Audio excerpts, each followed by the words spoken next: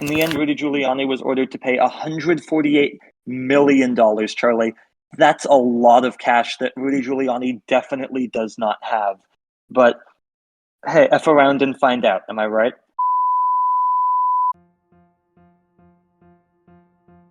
Have you ever wanted a podcast that did it all? Sports, politics, world events. Well, you have come to the right place, because you are listening to C&C Talks.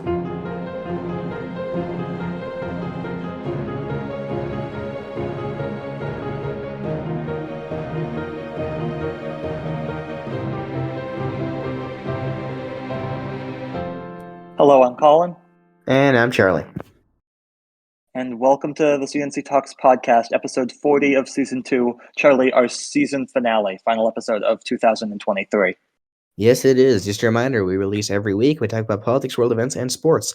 It's currently Monday, December 18th, 2023 at about 7:45 for Colin and 10:45 for me. I'm on the East Coast. Yep, we'll get to enjoying our vacations after we do this episode. So here we go.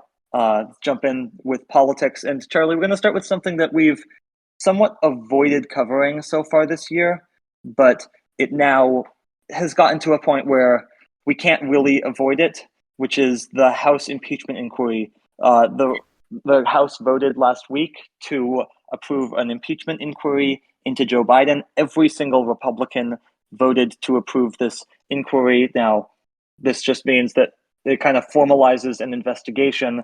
But Charlie, what I find really interesting about this is, as Jamie Raskin put it so brilliantly on the House floor, this is not a whodunit. There's not a crime and you're trying to figure out who did the crime. It's you've got a person, Joe Biden, that they don't like, so they're basically saying, well, what crime can we figure out that he did? They have no evidence of any type of crime by Joe Biden. There's evidence of crimes by his son, Hunter Biden, but there's nothing that connects it to Joe Biden. And Ralph Norman, a Republican representative, said, oh, well, he just can't say that he's innocent and provide no evidence. Yes, he can. He literally can. We have something called innocent until proven guilty. It is on the prosecution to prove beyond a reasonable doubt that someone is guilty. That is how the American system works. At a trial, and I get that this is not a criminal case, this is an impeachment inquiry, but at a trial, the defense could just put up nothing. They could call no witnesses, they could put up no defense whatsoever, and unless the prosecution can prove with beyond a reasonable doubt that someone did this crime, that person's innocent because you have to be proven guilty. You never in America have to prove your innocence. And it's not just about Biden not having to prove his innocence. He doesn't even know what he has to prove his innocence for because he's never really been accused of any specific crimes. They still have no clue what they're doing. They're just throwing a bunch of stuff against the wall and hoping that something sticks, Charlie. I did want to focus on your point, though, that this is an inquiry. There is nothing necessarily so far that we've proven that Joe Biden has done wrong. In fact, it is very likely that he hasn't done anything wrong. But if he has, and that something that he's done wrong is criminal, then of course he should be prosecuted on it because that makes sense. But yeah, one of the thoughts I had on this is this a move to make Joe Biden look worse for the 2024 election? Because one of the things that people keep coming back to about Trump is, well, he was indicted twice. So is this possibly a move to say, look, see, Joe Biden was also indicted? Yeah, no, I think it's a fair point. Like Trump would love nothing more than for Biden to be impeached too, because then all of a sudden it looks like Trump's impeachments maybe aren't that big of a deal. But thing is, there's no evidence against Biden except that Republicans don't like him. They've accused him of a whole bunch of stuff, of like giving out loans to his son. Right? Like remember, it's his son. Or Hunter Biden making payments to Joe Biden. In reality, it was just a loan, or it was him repaying him for a car. And like, it's just a whole ton of stuff. Like, oh well, Hunter Biden had a phone call with Joe Biden. Yeah, people generally call their fathers. That's like a normal thing. I know that that's maybe not something that Trump, maybe he doesn't call his kids, but that's not every father-son relationship. And But like, as far as we know so far, Joe Biden was being a good father, and that seems to be the problem that they have with him. And let me remind you, this is just distracting from the fact that Congress can't get anything done. We just wrapped up the first session of the 118th Congress. They had 724 total votes in the House, only 329 measures passed, 22 bills that they passed became law. That's it, 22.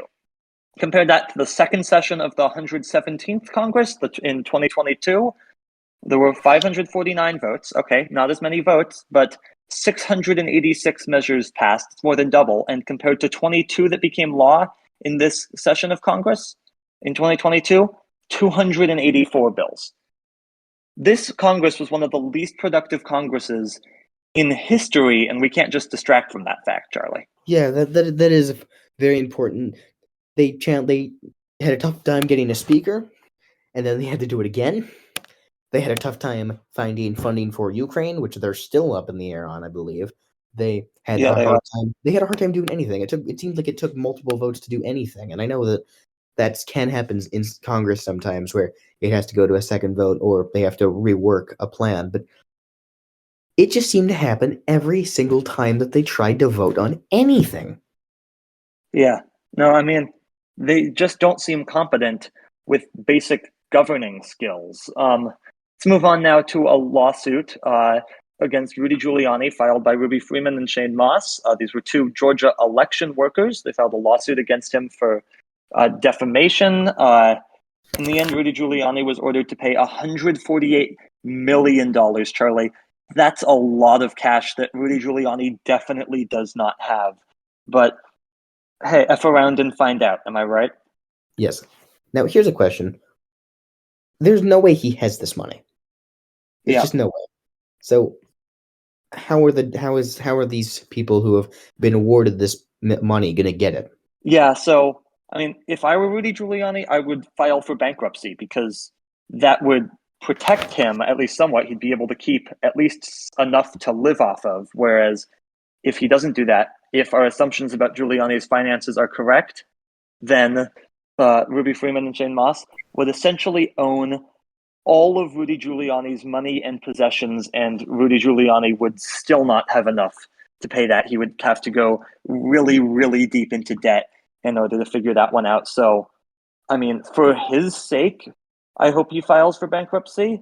But like, I don't know, because there's no chance that Giuliani has that type of money. Especially, he's also still facing lawsuits from Dominion Voting Systems. He has a $1.3 billion defamation case against him, and then he's also been indicted in Georgia, and we believe is using a bail bondsman in order to pay that, which makes it sound like he really doesn't have a lot of money. And Charlie, look at how far Rudy Giuliani has fallen. I mean, I can say that like he was never as great as he was hyped up to be, but the fact is he was still, after 9/11, one of the most respected people in the country for the way that he handled it, fairly or not. And look at him now. It's been a very quick fall, and he's fallen really far. He has indeed. Something that has not fallen is the stock market, which has now reached an all-time high, closing on Monday when we were recording this at 37,306 on the Dow, Yeah, showing possible all-time signs record. that the economy is beginning to get out of the rut that it was after it spiked previously in 2021 and then proceeded to crash with preceding threats of recession in 2022. It does now seem to fully rebound. However, there is still some inflation, which is also going down, as well as the Federal said that they will no longer continue to raise interest rates and have also claimed that they will lower them 3 times next year. Yeah, correct. And I mean, for all of the talk of, oh, there's going to be a recession, I mean, we're still waiting on one. The economy is doing as well as it's done in a long, long time. So it seems that recession just isn't coming. Unfortunately, we have some news about Donald Trump. We really don't like talking about him. I promise. I imagine that it's not a pleasant subject for anyone to listen to, but he is, for better or worse, and really worse, the Republican nominee or the frontrunner to be the Republican nominee for president of the United States. It would be a dereliction of duty to not talk about what he's doing and saying. And we're going to start with his claims that immigrants are poisoning the blood of our country. I mean, this is rhetoric that's straight out of Nazi Germany. And I mean, some of the things he said too about how like he would be a dictator on day one. I mean, he's saying what he's planning on doing loud and clear for anyone who wants to listen. And then Charlie, he lost a binder of Russian secrets when he was president. It was just reported that in the last few hours of the Trump presidency, he lost a binder full of U.S. intelligence about Russia. Okay. Well, let's get to your first point about the immigrants. So, well, let's do a little bit of Trumpian math here. So, the people supposedly poisoning the bloodline can be stopped with a wall. Okay. Yeah, apparently. Also, he's married to 2 immigrants. 4 of his children are children of immigrants. So what's that about the poisoning the blood of the country? I mean, I'm just pointing out his hypocrisy here. And I think what he fails to understand is the fact that if immigration didn't happen, none of us would be here. None of us would. Correct. So, correct. Whoopsie. I think it's more than that. I think it's just fear mongering. I think whether he knows that or not, it's not really relevant to his overall goal, which is just to fear monger with the base. No. Now let's get to those Russian documents. Are they missing, or did he just take them? They're missing. We don't know what happened to them. As far as I know, that they're still missing. Well, that's not concerning at all. No. I mean... all right. So I don't really know what to say about that, considering I don't actually know what was in those documents, but considering that it's documents that the U.S. has about Russia that are disappeared, that's probably not good. Yeah, especially considering what we know are Trump's close ties to Putin, repeatedly siding with Vladimir Putin over our very own intelligence agency. I mean, it's a continuation of a concerning trend. Charlie, then a very unfortunate story again from Capitol Hill. This actually on the Democratic side. Ben Cardin, a Democratic senator, one of his staffers was fired after it was filmed having sex in a Senate committee room. That is not a story anyone wants to hear. Okay, I have a couple of questions there. Yeah. Second of all, did they not lock the room? I think it was locked. I think they were filming it. Okay. Second of all, why would you do it in Congress? And third of all, how did this get leaked? I do not know, but I mean... I don't think I want to know, actually. Oh, I know. I definitely do not want to know. Charlie, we've got kind of a big story in world news. This is from Argentina. We talked a little bit about the new president of Argentina, Javier Milei. Mr. Chainsaw. Yes, Mr. Chainsaw. He's kind of been what we expected from day one. He's very early on in his term. He's announced a total crackdown on Argentine civil society, calling on armed forces to break strikes, arrest protesters, and quote-unquote protect children from families that bring them to Demos, and form a new national registry of all agitating organizations. This is from David Adler on Twitter, quoting a statement that was put out by the new Argentinian government under Javier Milei. Charlie, those are some very concerning there's very concerning things that were said by Milei. Well, there goes the democracy. Yeah, all because of inflation, and in reality, his policies are probably going to make inflation even higher, but that does remain to be seen. I believe actually that they have already gone up because he tried to devalue the currency, I believe. Correct. I mean, to be fair, it would take time for him to fully implement his policies, but it doesn't seem like the type of guy that we should be giving the benefit of the doubt to if they're forming a new national registry of quote-unquote agitating organizations. Charlie, do you have a thing of the week this week? Or a stat of the week, I should say. All right, what is it? I do. Go ahead. All right, so it's usually a sports stat, and it is again. The Detroit Pistons are absolutely awful. Sure. They have lost is it 22 straight games? It might be 23 by the 24 time this straight episode. games. I think it's How many? 24. I think it's 24. Isn't? Let me. Because I think they have 24 losses, but I think it's 20. I think they're 2-25. They started Okay, 2-1. then yes, then 24 straight losses. So the question is, which team has the record? What With season straight was it? losses, And how many they've got losses did they lose in a row? they've got to be close to the record, right? I mean, They are. Yeah, there's they are very close. I'm gonna say it's like 27 losses in a row. I have no clue what it was, but you're probably gonna say the Hornets because it probably is the Hornets. So I will tell you the number because you were so close. It's 28. okay, yeah, I was in the Do you know what? ballpark at least. Do you know what team it is?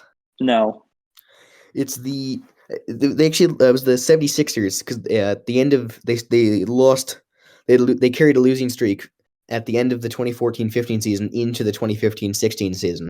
But if you're talking about just single season, it's 26, also by the 76ers in 2013-2014, which a year before that was the year that the Bobcats won 7 games. So it is very possible that we see that record broken as well. I mean I don't know about that. I mean the Pistons are bad, but are they really gonna win less than 7 games? That I mean, seems hard to believe, but you never know. real quick, let's move on. Let's just talk about the NBA for a few minutes. What All is right, going yeah. on? I checked the standings for Uh, the first time in like 2 weeks, and I see, okay, Minnesota's in first. Where did that happen? yep, Where did the Thunder come from? I knew that they were pretty good, but second in the yeah. West, the Mavericks came out of nowhere. I haven't been paying attention to them. The Grizzlies are awful, and the Warriors are not even in the plan. I mean, I think some of it makes sense. I think that the Thunder it actually makes some sense. We've seen what they've been building the last couple of years. They're a team on the rise. I don't know if I expected them to be 16-8 this quickly, but they are. They're. It was clear to me that they were going to be a playoff team this year at least. The Mavericks make some sense. They have Luka Doncic. Um, the Grizzlies. I mean, I expect that they'll be better with Ja Morant back, but I don't think that'll fix all of the issues. Again, they're 6-18. That is horrifically bad. And the Warriors, they're pretty bad. And Charlie, Draymond Green, after clubbing another guy in the head, he's suspended indefinitely, and rightfully so. I mean, let's take a look at the Warriors for a minute. You got Curry, who's still putting up great numbers, but is Oh yeah, getting old. absolutely. Klay Thompson is Well, but washed. he's still really good though. Klay Thompson is done. Yes, Draymond Green cannot completely stop agree. getting suspended/ejected, Correct. and that team, I can't name a single player off their bench. I can, but only because I'm a fan of them. Like it's a bunch of nobodies. I mean, at least they had the goodwill, Charlie, to trade Jordan Poole, who, if we talk about the Wizards, they are awful. Awful, awful, awful. 4-21, nearly as bad as the Pistons are, just as bad as the San Antonio Spurs are. And Jordan Poole has been just putting up brick after brick, but hey, he keeps shooting. So more power to Yeah. him, I So guess. let, Maybe let, he'll let's, eventually learn how to do it correctly. let's talk about some of these teams that I know we are not even halfway through the season yet, but the teams that are on the fringe and are going to be borderline when it comes to making the playoffs and playing. What are your thoughts on the Nets? They're fine. They're, I mean, they're going to be they're going to be a play-in team. That's kind of what I expected at the beginning of the season. Nothing that they've done since then has changed my mind. They're fine. They're mediocre. What's happening in Phoenix? Because that big three has played, I believe, 24 minutes together all season. I mean, I don't kind of like what happened in Brooklyn with a different core, and I mean, but Wait a nothing minute, that one against. also has Kevin Durant in it. No, that's why I brought it up. Nothing against Booker and Beal, who I love, and KD I have issues with about his shall we say, work ethic when things aren't going so great. He loves forming super teams. We'll put it that way. But yeah, I don't know. I mean, they haven't been bad exactly. They're 14-12. It's hard to say that they're bad, but they just haven't done what they should have done. I mean, I was looking at this team entering the season as a potential finals contender, potential NBA champion, and I mean, they still have plenty of time to get that put together, but I just haven't seen it so far. So we'll see. Lots of season left for them. All right, and then They got to do something. before we move on, I did just want to play a little game with. There's a couple of teams Yeah. that are pretty high in the standings right now, but we don't really know if they're truly this is where they should be. So we'll play a little game of are they for real or are they over? Or are they just playing better than they should be right now? Orlando, Pretender or contender? yeah, pretty much. Orlando is a pretender. Not to say that what they're doing isn't impressive and it's not the start of something big. I just think we're a year too early. This kind of reminds me of, I don't know, the Cavs from 2 years ago, honestly, or even I was going to say the Bulls from 2 years ago, except the Bulls then got injured, so it's not really a comparison. Reminds me of the Cavs from a couple of years ago. They were like 3 or 4 for most of the first half. They Is that faded not what they did late. last year? No, last year they finished in 4 before losing to the Knicks. I mean, the Magic, could they be a play? I think that they'll be a play-in team this year, possibly, but and again, they're clearly building something, and I really like Paulo Caro, but I just don't think that they've quite put it all together yet. But time will tell. How about the Clippers? The Clippers somehow have like the team of like old guys that should all be washed by now, but are like somehow actually doing pretty well together. Like Charlie, they scored what was it like over 150 points on Monday night when we're recording this against the Pacers. I mean, Harden's been actually playing decently. Kawhi's been playing decently. Paul George has been playing decently. I think that really the key with the Clippers is that they're all healthy. I have no clue whether that will continue because we've seen a lot of these guys consistently get injured or, James Harden get fat because he wants to be traded. All right. And then the final team for this is Dallas. Dallas is a contender. I mean, why is that? They might fall a little bit, but they'll be top 5, I think, at least in the West when all is said and done. I think right, I'm more concerned about the Timberwolves, but because they've shocked me, but I don't see them keeping up their 800 winning percentage for much longer. Yeah, I figured we'd talk more about them next year. So let's get to the NFL, which continues to be weird and really sad for Seahawks fans. Yes, yes, it is. Though, Charlie, let's start with that Thursday night game because I know you have a lot of thoughts here. The Raiders beat the Chargers 63-21. They led 42-0 at the half. Just an absolute embarrassment for the Chargers. It was, as I know you would point out, it was a scoregami. And the Chargers, it's just a disaster. But at least I feel like this proves the Justin Herbert doubters wrong. They need Justin Herbert to succeed. Their offense was terrible, the Chargers. It was really, really bad. To be fair, Their if your quarterback worse. has the last name Stick, I think you have a problem. No, nothing bad against you, but I mean, I'm sorry, it's funny. It is funny. Now, Charlie, you're going to want to talk about this part because Brandon Staley was fired, and it's about damn time. We have been waiting for this for like literally since we started the podcast.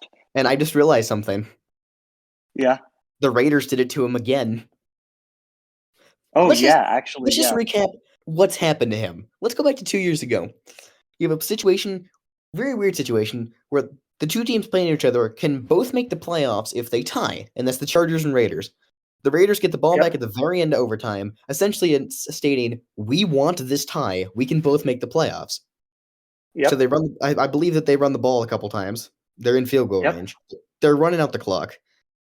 Yep. And the Chargers call a timeout. So at this point, all bets are off, and the Raiders kick a field goal and make the playoffs. So the Chargers are out. Exactly. And this was the moment that I realized that Staley needed to be fired. This was before we even started the podcast, Charlie. And we knew then that he needed to go.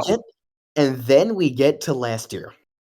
The Chargers built a functional team, and they made it to the playoffs to face the 9-8 barely functioning Jaguars, who almost blew it against the Titans 2 weeks before that.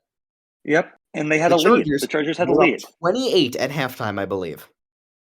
It was something like that. It was ridiculous, yeah. And they And with lost. 3 seconds left, the Jaguars line up and kick the game-winning field goal.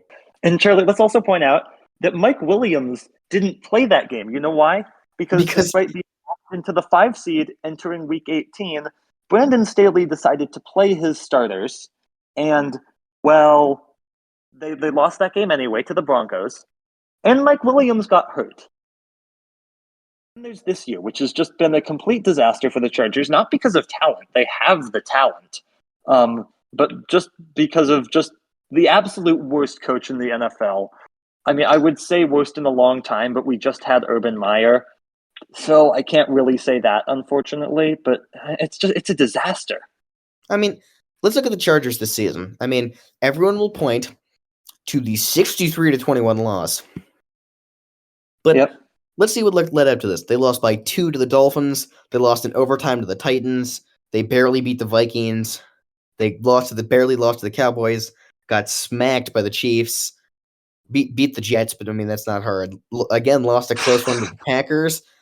Lost one of the worst games I've ever seen to the Patriots. And then just got outplayed by Denver, and then got crushed by the Raiders. This team has Denver, Buffalo, and Kansas City left, so don't like that. That's not going to be very fun. It's never good in a team when your team made the playoffs last year, and then you're in the same division as the Raiders and Broncos last year, and you're in dead last in your division. Yeah, no, this team is 5-9 and is going nowhere. Correct, it's long past time that Staley is fired. It's been a long time coming, and hopefully the Chargers can find a competent coach because, frankly, all 5 of their fans deserve it. Let's move on to the events of Saturday. That fan base just doesn't exist. Yeah, no, exactly. Except for that one fan that they keep reposting on X. Yeah, no, exactly. Let's move on to that Saturday tripleheader that they had. Charlie, a couple good games here. Well, sorry, one good game here. The Bengals mounted a huge comeback in the fourth quarter, take down the Vikings in overtime, 27-24. They're 8-6 now. Do they have playoff chances? Is Jake Browning going to take the Bengals to the playoffs? I don't like that because it means that a Washington product actually did something good. But man, you are determined to hate that team, aren't you? Yes, I am. I'm very, very determined to hate it. We'll get to it when we make our New Year's 6 predictions. How much I hate them. Yeah. I know for a fact. I talked to you a few days ago. I know you're rooting for Texas. You know I'm rooting for Texas. You haven't seen who I've picked yet, so teaser for a bit later in the show. We'll get to that. Yeah, let's move on to that next game. The Colts and the Steelers. Charlie, Steelers had a big lead, but then just blew it to the Colts, 30-13. The final in that one. What stuck out to you? Matt Canada was not the problem. Yeah. Matt Canada was not the problem. I mean, let's look what the Steelers have done. They fired him again when they lost to who was it? Was it?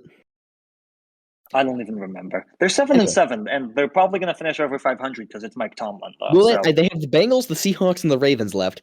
None of those games are easy. Yeah. The Seahawks might be the easiest game there, but that's at home, and Seattle does play pretty well on at home, and Seattle has talent. They just haven't been able to use it. Correct. By the way, as of us taping this, the Seahawks have the lead over the Eagles with 13 seconds left, but the Eagles are driving, so we'll update you when we get something final on that. I mean, obviously, everyone listening to this will already know the outcome of that one. Yes, but you get to hear our live reactions to that.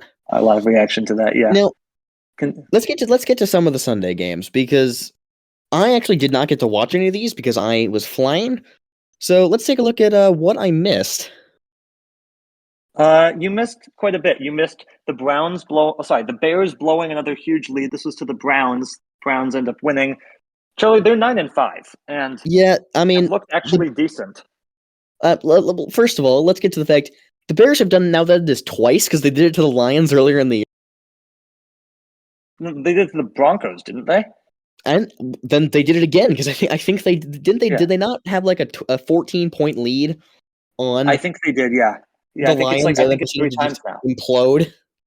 I think it's 3 times. Speaking of the Lions, real quick, on Saturday, they did beat the Broncos 42-17. Sean Payton was not happy about that game. That's all we'll say No, about not that. at all. He should be fired too.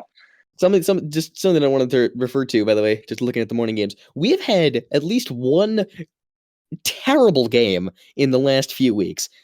We had that terrible Chargers and New England game, 6-0, and then we had the Vikings and Raiders, which was 3-0, and now we have 7-9 Atlanta, Carolina. Is Arthur Smith done in Atlanta? He should be. I mean, they basically threw away their division chances. Right? They had a chance to actually win that division. Now the Saints, though, they beat the Giants. Buccaneers had a big win over the Packers, which really damaged the Packers' playoff chances too. A great game for Baker Mayfield. The Falcons are in trouble, Charlie. It was a bad loss. You cannot lose a game like that to the 1-11 Panthers, because you know that those other two teams will probably beat the Panthers.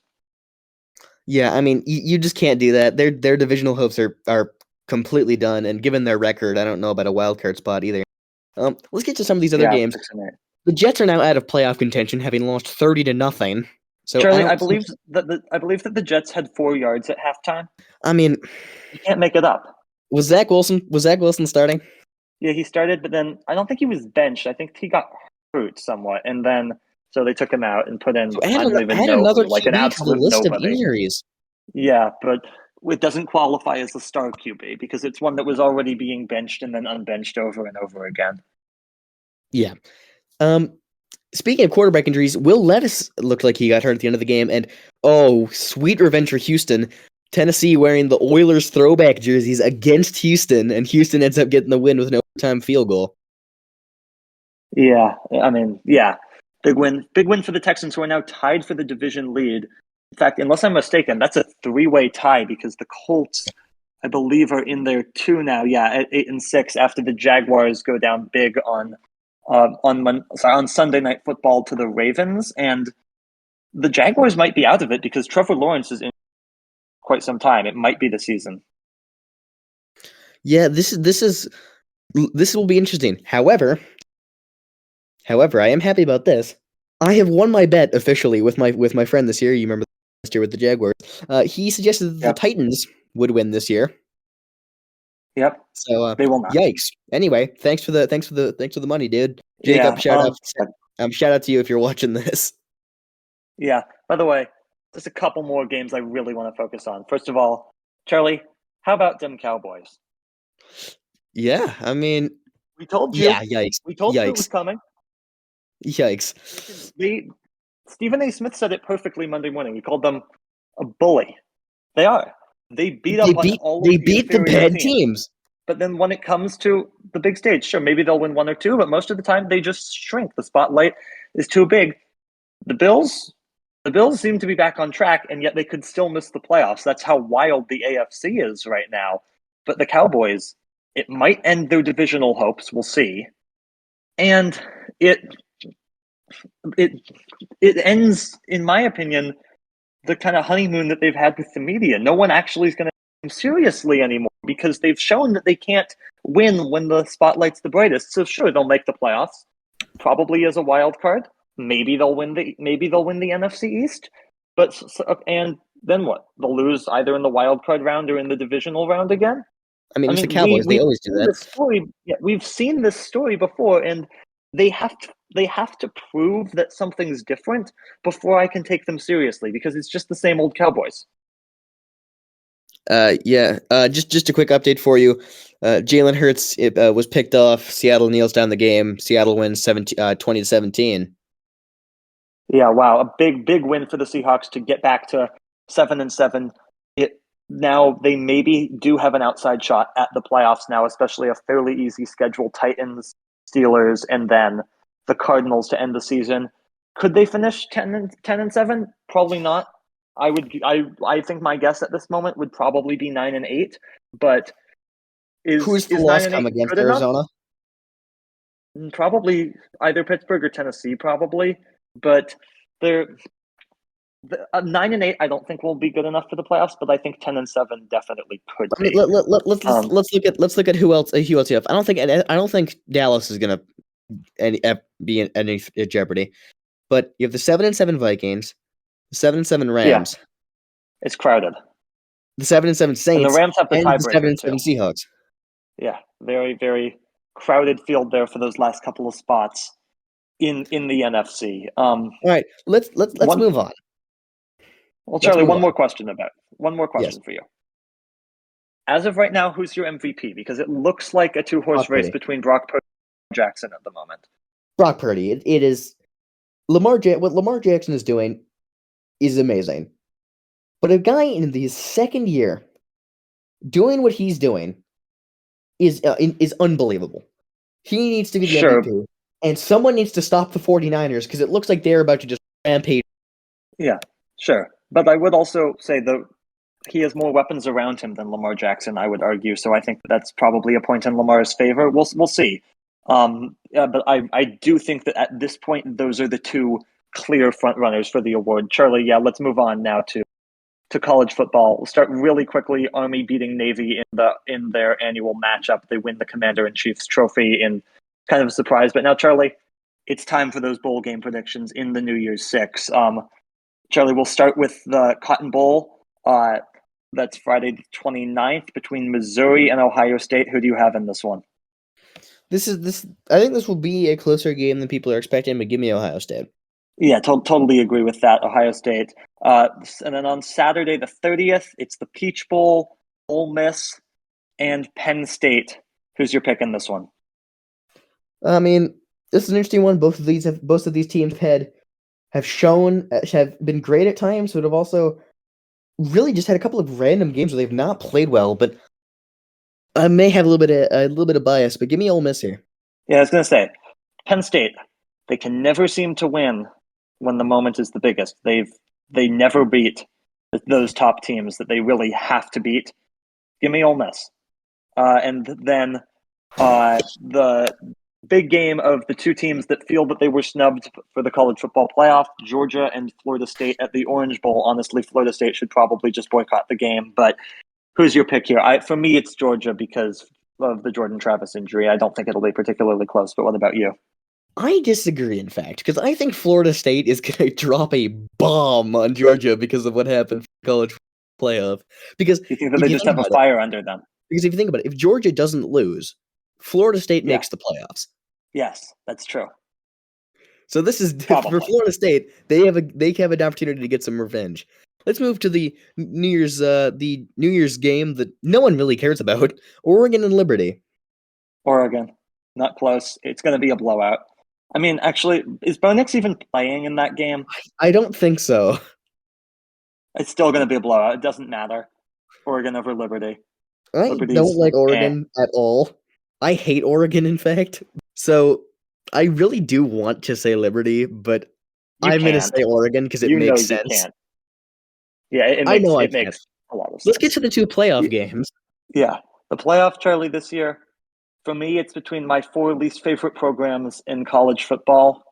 And so for me, it's going to be tough to watch, but I've decided on who I'm rooting for in these games. We'll start with the Sugar Bowl, number 3, Texas, number 2, Washington, at the Caesars Superdome in New Orleans. Who do you got? And I know who you want to pick, but who do you think is actually going to win? I don't think anyone is going to be able to beat the most beatable, unbeatable team. Give me Washington. Until you can prove to me that you can stop Bo Nix, which I don't think Texas can do, I'm going to take Washington. Yeah, I mean, look, I so badly want to pick Texas, and I'm still, as I'm talking, I'm still making up my mind on who to pick. I think that this is going to be a great game. I think Texas is clearly a better team than Oregon, and so I think that they will. I think that this will be the toughest challenge for UW so far this year, especially at a location that should be a lot more favorable to Texas than it will be to Washington. But at the same time, Washington, they haven't lost yet. They are a very, very flawed team. But at the end of the day, they find ways to win because they're coached so brilliantly by Kalen DeBoer. Some of the play calls that he manages to draw up. I want to pick Texas, but at the end of the day, I just can't do it. I don't think that they have what it takes. Not because they're less talented, but just because you have to prove to me that you can beat an undefeated team. I mean, yeah, and let's go to the other game. Let's go to Alabama and Michigan. Yeah, at the Rose Bowl. I said a minute ago that you have to prove to me that you can beat an undefeated team. Alabama's been pretty good for a while. Alabama already has beaten an undefeated team. It was Georgia. Michigan's been they've had a cupcake schedule. They had a good win over Ohio State, but they didn't win by a lot, and it was at home. Give me Alabama, especially it's the college football playoff. We know what Alabama does here. You're taking Alabama. Yes, I am. Here's a question: is Harbaugh going to be at this game? Yes, he will be. He will be coaching. Okay, that changes things because now they're cheating again. So, I'll take Michigan. You'll take Michigan? All right. Those are our New Year's 6 predictions. Then one quick thing finally in college football. We've got an update in the FCS playoffs. The final at the beginning of January, it's going to be between South Dakota State and Montana. A great win for South Dakota State this past weekend. I believe it was 59-0. But in Montana, just a ridiculous win in overtime. A ridiculous 2-point conversion to the win, and then they blocked the North Dakota State's 2-point conversion, intercepted it in the end zone, and sealed the deal. An incredible, could be a really incredible FCS championship. And Charlie, we're at the end of season 2 of 2023, so let's do as we. I guess twice is a tradition, so let's do it. Let's review the year that was 2023, Charlie. Oh, this is gonna be fun. I can't wait for our first 2-hour video. Yeah. Let's start in the world of politics. Some of the biggest stories, Charlie. Donald Trump indicted 4 times, probably the biggest story. On 91 counts in New York for payoffs to Stormy Daniels, in Florida for taking classified documents, in D.C. for trying to overthrow the government, and in Georgia for trying to overturn the 2020 election. What else happened in politics, Charlie? Yeah, just for those who were not checking out our podcast or did not hear the news when it came out. The thing about in Florida was discussing him taking classified documents from the White House and bringing them to his house in Florida, which, as you can imagine, you're not supposed to do that. Nope. I think the one in D.C. and in Georgia is pretty evident. And Colin, do you care to explain who Stormy Daniels is and why that's a big deal? Yeah, she's the porn star that Trump raped and then paid a bunch of money to be quiet about it in the lead up to the 2016 election after the Access Hollywood tapes had come out. But then, Charlie, then some big political news in Congress. Kevin McCarthy, his continuous battle for the speakership. The destruction of Kevin McCarthy. Yes, it took 15 ballots in January. He eventually got elected. It was vacated in October. It took Republicans 3 weeks to decide on a new speaker, which ended up being Mike Johnson. Then McCarthy resigning from Congress in December. Another big drama on Capitol Hill was George Santos, the serial liar who lied about just about everything in his life. I mean, we're going to lose some pretty incredible content with George Santos, who was indicted, expelled, and is now on Cameo, as of course he is. Yeah, so unfortunately, one of our easiest topics to laugh at is gone. Oh well. Let's move on to Ron DeSantis. Has anything gone right for him so far in his bid for the 2024 election? No, it started out looking like he had a real shot at the nomination, but his campaign, from the moment he launched it, it's just imploded. It's been disaster after disaster. And the Republican primary polls show that Trump is still clearly the face of the Republican Party as he continues to act like a dictator, saying immigrants are poisoning the blood of the country and calling opponents vermin. Meanwhile, abortion, Charlie, continues to be a winning issue for Democrats, whereas the Supreme Court keeps doubling down on siding with the right, including overturning affirmative action. As the U.S., Charlie, we narrowly avoided a debt default amid congressional chaos and military promotions. They've been held up for months by Tommy Tuberville. And then, Charlie, we've had roughly 600 mass shootings and counting in the states this year. What else happened in the political world? I mean, I want to go back to the Tommy Tuberville point, because I mean that is just ridiculous. There were so many positions that were held up because of that. Absolutely. But yeah, let's move on. Absolutely. Tucker Carlson is gone. Yes, he is fired from Fox News. We had a couple of banks that just decided to just collapse. Silicon Valley earlier in the year, and that sparked a couple of other banks to collapse, which really generated some big fears of major economic damage. However, it appears, as we stated earlier, with the stock market and inflation cooling, that appears to have not caused too much damage in the long run. A train derailed in East Palestine, Ohio, leaving multiple toxic chemicals, and the cleanup efforts there, I believe, are still ongoing. Yes, they are. There were some big lawsuits that were resolved in 2023. Trump was found liable in a defamation and rape civil case. Fox settled with Dominion Voting Systems for $787 million. Rudy Giuliani was ordered to pay election workers $148 million, as we already discussed. And Charlie, finally, in big politics stories, Tennessee, their legislature tried to kick out black legislatures for peacefully protesting. Charlie, what happened around the world this year? Oh, do not get me started on that one. So, go ahead. Believing that the world did not have enough war in it, a new conflict had sparked in the Middle East after Hamas attacked Israel on October 7th, starting a war that is still ongoing to this day as Israel continues its operations in Gaza to try to root out Hamas. Meanwhile, the other major war, Russia-Ukraine, has seemed to reach a stalemate as now both sides really can't do anything. Ukraine's still waiting on U.S. aid, which is still stuck in Congress, and Russia does not seem to have the ability to advance. They have made small gains over the last few months and have blunted that Ukrainian offensive over the summer. But now, as the winter sets in, there's people questioning what comes next. Yeah, yep, exactly. Argentina, as we discussed earlier, they elected a far-right leader amid record inflation in the country. The U.S. shot down a Chinese spy balloon, which caused a lot of panic for a couple months as Elon Musk continued to implement new policies at Twitter that have devalued the company significantly. King Charles was coronated, and there's been lots of chaos at OpenAI with the firing and then rehiring of Sam Altman as the CEO, Charlie. Yeah, I mean, just a crazy world, crazy events and year around the world. Now let's get to sports, and I'm just looking about just how long this section is, so let's get right into it. It was a busy year in sports. Spain won one of the greatest Women's World Cups of all time. There were so many upsets.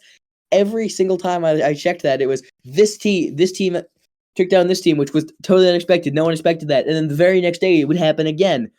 The U.S., of course, having a disastrous exit in the round of 16. And this continues the rise of women's sports around the world. Now let's get to college sports. Yeah, the Pac-12 is gone, now to be relabeled as the Pac-2, after everyone except Washington State and Oregon State have left. Yeah, it's been crazy the amount of conference realignment that we've seen with, like you said, every team there going elsewhere. And yeah, you mentioned the rise of women's sports. I mean, there's so many stories that we'll get to in a minute, and just how well women's sports really did this year. Charlie, let's go back to the beginning of the year. One of the most tragic sporting events or sporting moments of the year, with Damar Hamlin having to be revived on field with CPR after suffering cardiac arrest. And then the Oakland A's, they announced a plan to move to Las Vegas coming up in the next couple of years. Now, Charlie, you want to get to telling us about some champions? Yeah, let's get to it. For the NFL, the Kansas City Chiefs won, or arguably won, the Super Bowl after a very bad holding call. I will still not forgive them for that. Sure. The Texas Rangers won their first World Series after taking down the Arizona Diamondbacks. The Denver Nuggets won their first NBA Finals. The Vegas Knights won their first Stanley Cup. A lot of firsts. Lot of firsts. Georgia won their second straight NCAA football championship. They are no longer in the playoffs as of this year's playoffs. The Las Vegas Aces won their second straight WNBA title. UConn won one of the most insane NCAA tournaments, maybe the most ever. I don't know if I'll go that far. 2021 was crazy. South Carolina's women's perfect season. However, South Carolina would still go on, would still do pretty well, but it still ended up losing. Anyway, they ended up losing. And yeah, they still ended up losing to LSU in the championship. But Caitlin Clark may be now the most prominent figure in women's sports, which she's done in the sport of college women's basketball is just crazy. Well, Lionel Messi, he has come to the United States, led Inter Miami to a Leagues Cup title and a huge revival, I guess, of soccer in the United States, gaining popularity now that arguably the greatest player of all time is here in the US. In tennis, Novak Djokovic won 3 of the 4 slams, but he lost to Carlos Alcaraz in the Wimbledon final in one of the all-time matches, one of the truly the greatest tennis matches of all time. It's right up there as Alcaraz's status in the sport continues its meteoric rise. And Coco Gauff winning the U.S. Open, truly breaking onto the scene officially after a phenomenal. And the Lakers won the inaugural NBA Cup, a new tournament style bracket introduced into the middle of the NBA season. We also had some major retirements this year. Tom Brady, J.J. Watt in football, Miguel Cabrera for baseball, and Megan Rapinoe for women's soccer. We also had a golf merger, whoever cares about golf here. The PGA and Live Golf, Live Golf being the major Saudi Arabian golf tour, merged together. Man City won the UEFA Champions League, and Ohtani signed with the Dodgers for $700 million. That's not the only Ohtani-related thing that happened this year. The World Baseball Classic. The final came down to Mike Trout versus Shohei Ohtani on the mound. Ohtani struck out Trout to win the World Baseball Classic for Japan. Let's get some Formula One. Max Verstappen cannot be stopped. He completed the most dominant Formula One season of all time, completely demolishing anyone. And now there's some real questions about can anyone compete with him as we head into next season. Team Europe destroyed Team USA in the Ryder Cup, as well as the Boston Bruins set the NHL points record. However, they crashed out of the first round of the Stanley Cup playoffs. We have Brittany Griner, who was imprisoned in Russia, returned to the WNBA and to the United States earlier this year. And Purdue, speaking of crashing out, Purdue collapsed against 16 seed Fairleigh Dickinson in the NCAA tournament, becoming only the second 1 seed to lose in the first round of the NCAA tournament. Victor Wembanyama, one of the most hyped prospects that we've seen in a very long time, joined the San Antonio. And known terrible person, Dan Snyder, finally sold the Washington Commanders. And the Oklahoma's their softball team, 53 straight wins en route to a championship. Just historic. And then again in women's sports, Nebraska's women's volleyball, they set an attendance record with over 90,000 fans in attendance. And then in kind of a mix of sports and pop culture, Travis Kelce started dating Taylor Swift. And speaking of some pop culture in 2023, it wasn't a great year for pop culture, but again, with Taylor Swift, her tour, it revived economies and cities around the country as her status rose, one of the most famous people in the world now. Titan submarine had imploded at the bottom of the ocean, and Barbenheimer caused a box office craze, Charlie. Yes, it did. Let's get to our in memoriam section. I will list off the name. Colin will give you a little bit more information on exactly who they were. Rosalynn Carter. Yep, former First Lady of the United States, married to Jimmy Carter. Sandra Day O'Connor. Former first female Supreme Court Justice in U.S. history. Dianne Feinstein. A massive figure in politics, senator from California for a long, long time. Matthew Perry. An actor in the TV series Friends and beloved by many. Tina Turner. A legendary singer. Norman Lear. Legendary person in the television industry. Bob Barker. Longtime host of The Price is Right, I believe. Harry Belafonte. A singer and an actor. Bob Knight. Legendary basketball coach. Jim Brown. Legendary NFL football player. Tim Wakefield. A legendary pitcher. Lots of legends. Robinson. Another legend, the Baltimore Oriole infielder for a long time. Dick Butkus. NFL player. The Bears actually getting their first win of the year on the day that he died. Yes, I believe that is correct. And then Ron Cephas Jones, an actor, as well as Sinead O'Connor.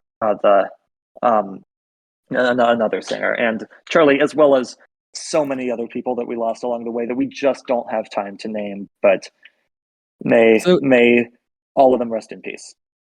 Yeah, now it's time for the favorite part of our show, where Colin and I see just how bad we are at predicting things.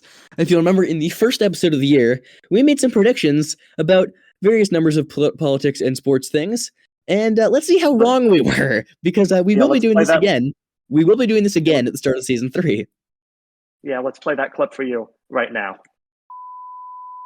Let's move on to some predictions for what's coming up in 2023, Charlie, and let's start with who will be Speaker of the House of Representatives at the end of 2023.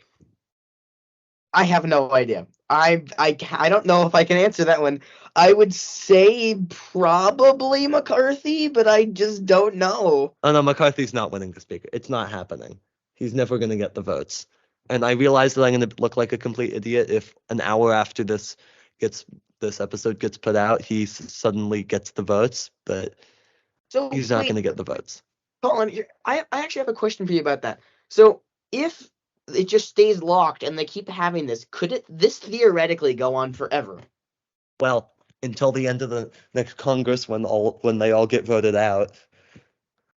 Yeah, that would be crazy. Be the most useless Congress of all time. Imagine for a second, though, Charlie, this was to happen in 2025, when on January 6th, the Congress would have to certify the election results. Oh, that wouldn't be good. Imagine if Congress literally wasn't a functioning entity at that point. That would be very bad. Yeah. All right. How about what did you got for your Super Bowl prediction?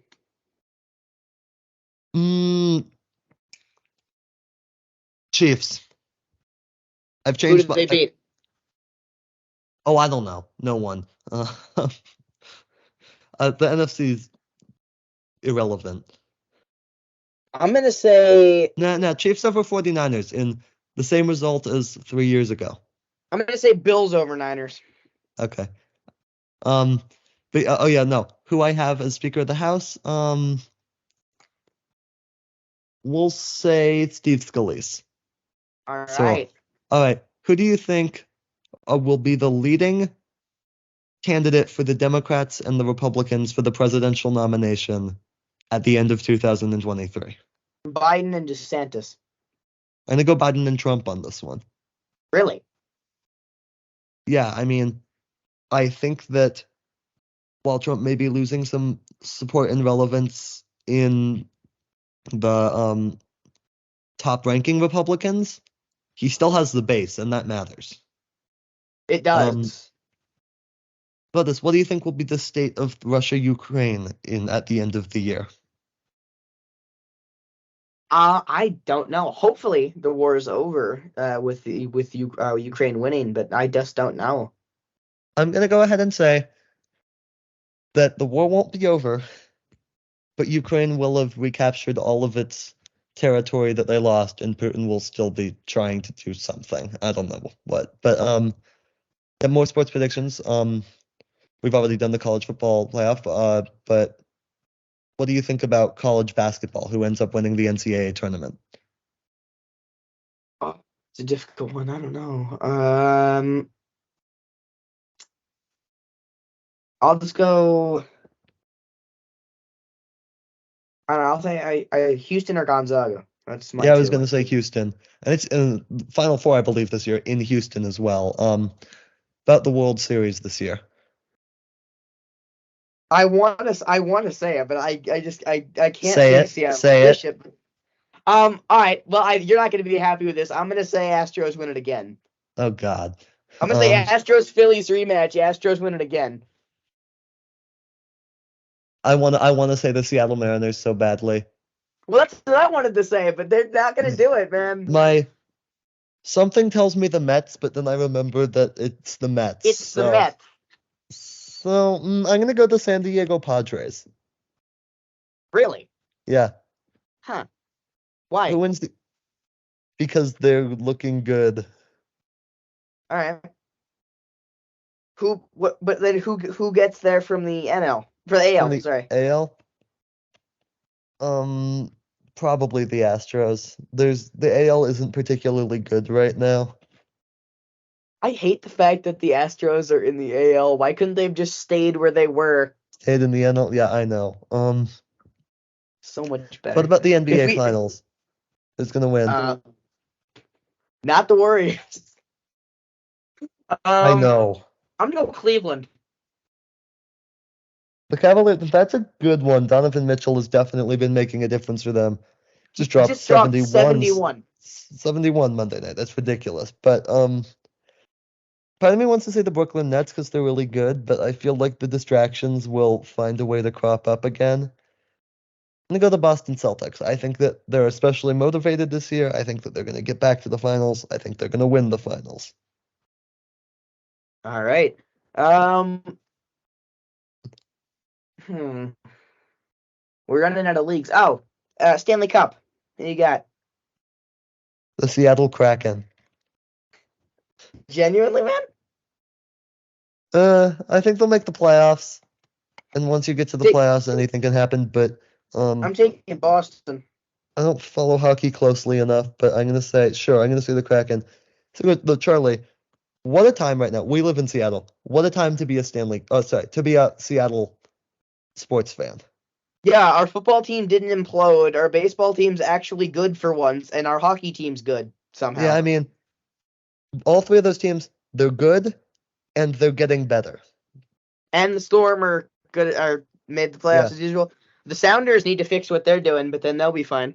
The Huskies in non-professional sports, in terms of football at least, are going to be really good next year. Seattle's got the MLB All-Star Game coming to town in July this year, and January of next year, the NHL Winter Classic is coming to Seattle. And we have a top 5 draft pick in the NFL draft. Yeah, probably. Thanks, Denver.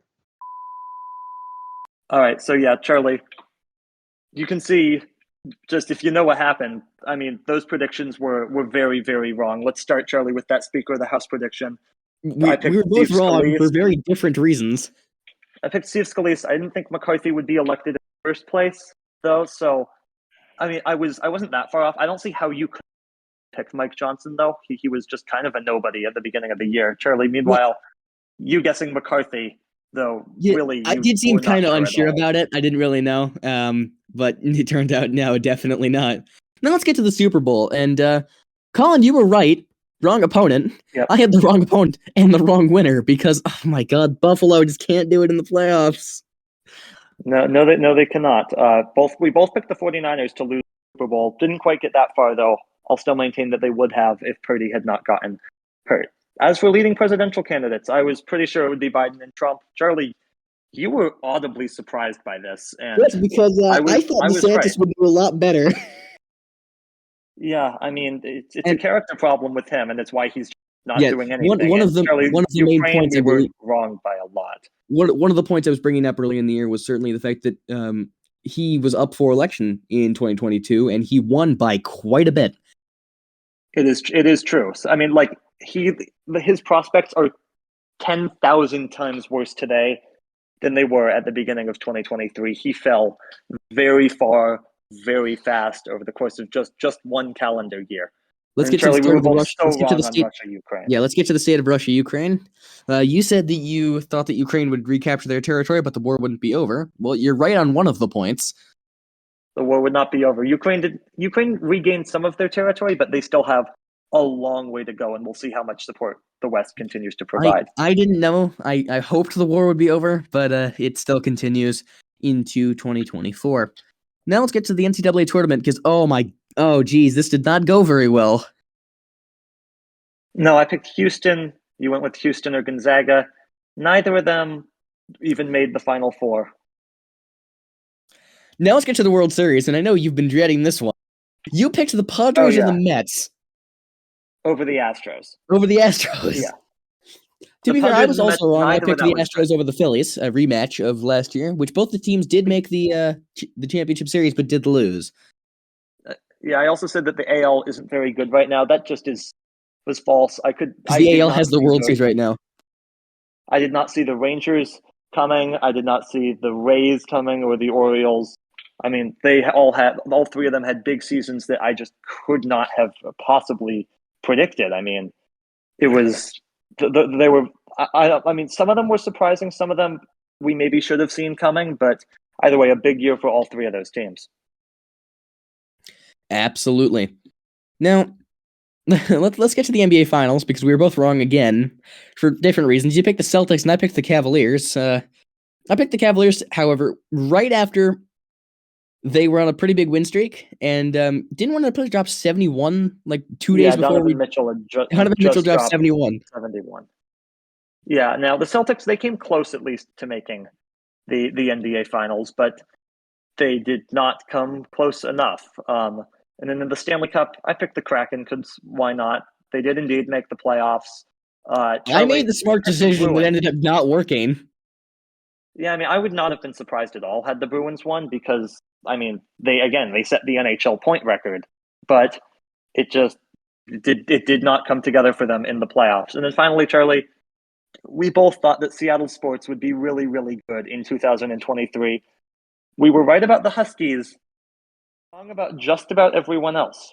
Not necessarily. The Seahawks still have a chance. We can get rid of the Mariners and the Kraken and the Storm from this list. The Huskies are good. Great, in fact. The Seahawks have a chance to make the playoffs. The Mariners have no future. I have not heard any news about the Kraken except them losing for 2 months. And I have not heard anything about the Storm this entire year. Yeah, no, the Storm were very bad. They lost Sue Bird, they lost Breanna Stewart to the New York Liberty.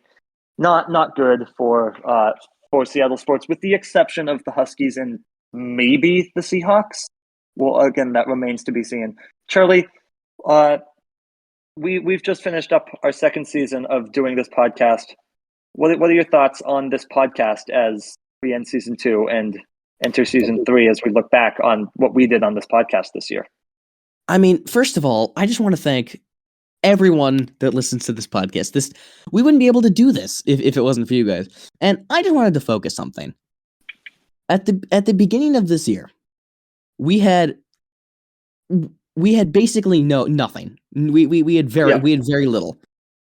This year we have seen in terms of percentages, we have seen massive growth across the board. And really, you just again, we just wanted to thank you. This would not be possible. We are so happy with the growth from this year to last year, and we can only hope that we can continue to do that into 2024. We'll have a bunch of new after hours. We'll keep doing what we're doing here on the podcast. We got a bunch of new stuff coming for next year, and we're really excited for you guys to come check it out. Yeah, Charlie, it really has been a great year. There were times this year that were tough for us just with our schedules and various things, and there were times when we thought, like, truly about potentially putting a pause on it for a month or two, and I'm so glad that we didn't, because I mean, we've had a lot of fun recording episodes.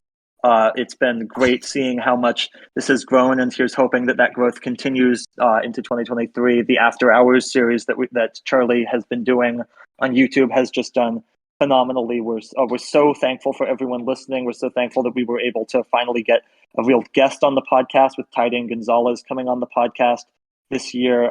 We're really thankful for him for joining us, and we hope to do more interviews like that in the future as we hopefully continue to grow, as well as we'd like to thank everyone, our entire staff here at the podcast for doing so much to make this season happen and really to make the whole thing happen. We've launched a Discord server that we hope everyone joins.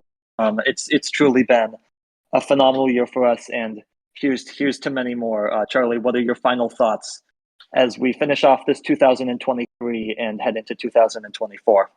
I mean, yeah, thank you on the boards. Thanks for you for being my partner on this show. Thanks to our editors who make this whole thing possible, and just again to our audience for just having our backs this entire way. We got a bunch of stuff coming, and we can't wait for you to see what we're ready for next year. So that'll do it from me.